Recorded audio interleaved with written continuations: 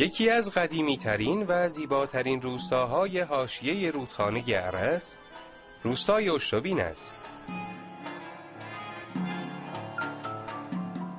خانه‌های مزین به سردرها و کتیبه‌های مرمرین دوره صفویه و سقف‌های حسینیه‌ها و تکیه‌ها با گنبدهای چوبی با ستون‌ها و سرستون‌های کنده‌کاری شده، ایوان و نرده‌های متنوع چوبی زیبایی آن را صد چندان می‌کند.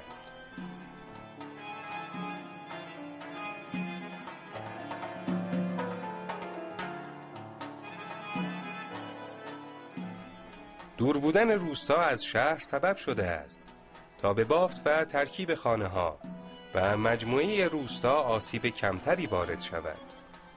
ردیف خانه‌ها در شیب تند تپه به موازات هم به طوری که پشت بام یکی حیاط و معبر دیگری است ساخته شده است. طول سرتاسری خانه‌ها متصل به هم و در فواصل منظم با کوچه‌های سنگ فرش شده عمودی قطع می شود. آب و هوای اشتوین تابع آب و هوای منطقه ارسباران است. معماری این روستا به نوبه خود منحصر به فرد است، بدین صورت که در این روستا حیات هر خانه‌ای پشت بام خانه دیگری است و منظری بسیار بدیعی را به وجود آورده است.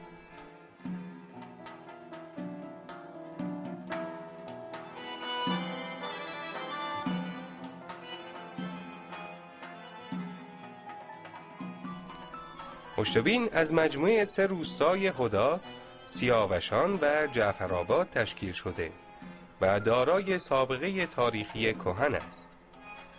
چند کتیبه به خط سلس مربوط به زمان شاه طهماسب بهادرخان صفوی در گورستان قدیمی و کتیبه‌های مرمرین مربوط به قرن 9 و 10 هجری قمری از پیشینه تاریخی آن حکایت می‌کند. تولید ابریشم نیز در اشتوین سابقه طولانی دارد و کارگاه‌های تولید ابریشم زیادی در این منطقه وجود دارد.